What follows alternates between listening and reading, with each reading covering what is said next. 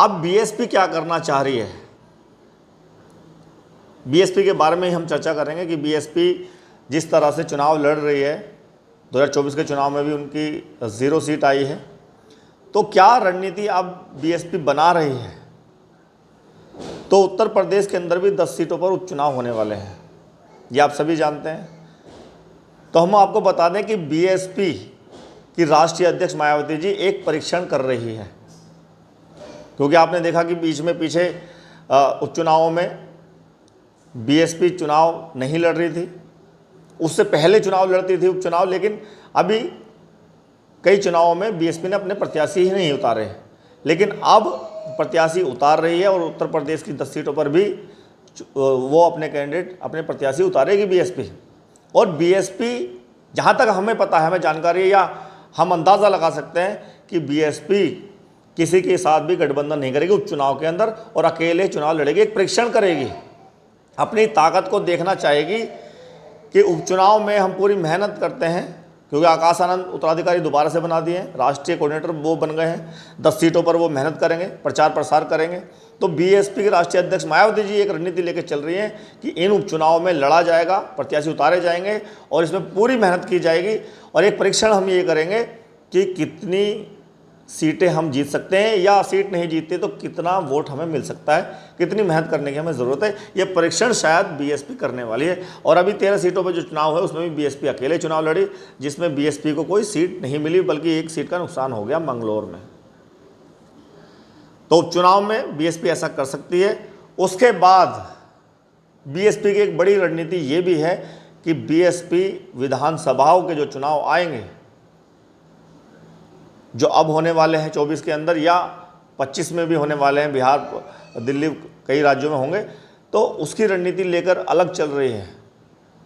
BSP गठबंधन के साथ चुनाव लड़ेगी, जिस तरह से हरियाणा के अंदर इंडियन नेशनल लोकदल के साथ उन्होंने गठबंधन किया है और बड़ी प्लानिंग के तहत गठबंधन किया है, इस तरह से वो झारखंड में भी, महाराष्ट्र में भी और हो सकता दिल्ली में भी और बिहार में भी गठबंधन कर सकती है। यानी कि बीएसपी विधानसभाओं के चुनाव गठबंधन से लड़ सकती है। ये रणनीति बीएसपी के राष्ट्रीय अध्यक्ष मायावती जी बना रही हैं। लेकिन उपचुनाव की हम बात करें, इस उपचुनाव में बीएसपी एक परीक्षण करेगी और उस परीक्षण में पूरी ताकत लगाएगी और कोशिश करेगी सीट जीतने की, और हो सकता है सीट जीते भी।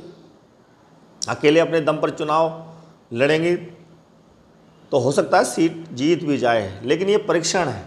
विधानसभाओं के आने वाले चुनाव में बीएसपी गठबंधन जरूर करेगी। और एक बड़ी बात और सामने आ रही है, आपने देखा अखिलेश यादव ने उत्तर प्रदेश के अंदर एक पीडीए बना दिया, पिछड़ा दलित अल्पसंख्यक, और हर प्रचार प्रसार में, हर मंच पर वो पीडीए की बात करते रहे कि हमारे साथ पिछड़ा है, हमारे साथ दलित है, हमारे साथ अल्पसंख्यक है। मुस्लिम नहीं कहा उन्होंने, अल्पसंख्यक कहा। तो मायावती जी भी अब शायद तीसरे मोर्चे की शुरुआत कर रही हैं, और तीसरा मोर्चा सिर्फ उत्तर प्रदेश में नहीं, पूरे देश में बन सकता है। यानी कि एनडीए आपने देखा, जिसके पास 37-38 दल शामिल हैं। आपने इंडिया गठबंधन, जो पहले यूपीए था, अब वो इंडिया अलायंस गठबंधन हो गया है, तो उनके साथ भी कई दल हैं बड़े बड़े। तो ऐसे ही बीएसपी के राष्ट्रीय अध्यक्ष मायावती जी एक रणनीति लेकर चल रही हैं, और भविष्य के लिए, क्योंकि केंद्र में भी सत्ता चाहती है बीएसपी। अभी तक जो लोग चाहते थे कि मायावती जी प्रधानमंत्री बने, लेकिन ऐसा नहीं हो पाया, उसके लिए तीसरा मोर्चा बनाना होगा। और वो मोर्चे में, उस फ्रंट में वो पार्टियां होंगी जो बीजेपी के साथ नहीं होंगी, जो कांग्रेस के साथ नहीं होंगी। क्योंकि कहा यह जाता है बीएसपी की तरफ से कि दोनों पार्टियां एक सी ही हैं। एक सांपनाथ, एक नागनाथ की बात कही जाती है, एक ही थाली के छट्टे पट्टे कहा जाता है। क्योंकि अगर कांग्रेस ही इतनी अच्छी होती तो 2014 में क्या जनता उनको हटाती, सत्ता से बाहर करती? जनता उनसे परेशान थी, महंगाई तब भी होगी, बेरोजगारी तब भी होगी, तो बहुत सारे काम ऐसे जो नहीं हुए, इसीलिए फिर बीजेपी को सत्ता में लाया गया। क्योंकि बीजेपी ने भी बड़े बड़े वादे किए थे 2014 में, 2 करोड़ हर साल नौकरी देने का युवाओं को वादा किया था, 15 लाख खाते में आ जाएंगे, ब्लैक मनी आ जाएंगे, बहुत सारे बड़े बड़े जो जुमले बाद में कह दिए गए कि वो जुमले थे, इस तरह की बातें की गई और तो कांग्रेस को हटाया गया। कांग्रेस से परेशान थी जनता, तो इसका मतलब 2014 में कांग्रेस को बाहर किया गया, तो कांग्रेस भी ऐसी थी। अब बीजेपी से जनता परेशान हो रही है, तो बीजेपी भी एक सी है, तो बीजेपी के साथ बीएसपी पार्टी नहीं जाएगी, कांग्रेस के साथ भी नहीं जाएगी। इसलिए बीएसपी की राष्ट्रीय अध्यक्ष मायावती जी इन दोनों को एक ही पार्टी बताती है। तो इसीलिए इनके साथ जाने का तो कोई हमें लगता नहीं कि ऐसा होगा, कांग्रेस के साथ जाएगी या बीजेपी के साथ जाएगी। जो इनके साथ, इनके दल में, इनके मोर्चे में नहीं है, उन पार्टियों को बीएसपी अपने साथ ले सकती है। और ये मोर्चा, ये फ्रंट पूरे देश में बन सकता है। केंद्र लोकसभा के चुनाव जब होंगे उसके लिए भी एक फ्रंट बन सकता है। जैसे आपने देखा हरियाणा में जो National Lokdal, Indian National Lokdal जो पार्टी है, वो ना तो बीजेपी के किसी अलायंस में है और ना ही इंडिया अलायंस के किसी दल के साथ जुड़ी हुई है। तो ऐसी जो भी पार्टियां होंगी वो तीसरा मोर्चा बीएसपी बनाएगी और पूरे देश में इस तरह का माहौल बनाएगी और अपनी सरकार बनाने की कोशिश करेगी। तो इस तरह की प्लानिंग बीएसपी लेकर चल रही है। ये झूठ मूठ का इंडिया गठबंधन वाले जो अभी उपचुनाव में 10 सीटें जीते हैं, ढिंढोरा पीट रहे हैं, मात्र 1 सीट बीजेपी की वो जीत गए हैं, एक और एक बीएसपी की जीत गए। तो इतना ऐसा नहीं है कि उनका बहुत बड़ा फ़ायदा हो गया उसमें।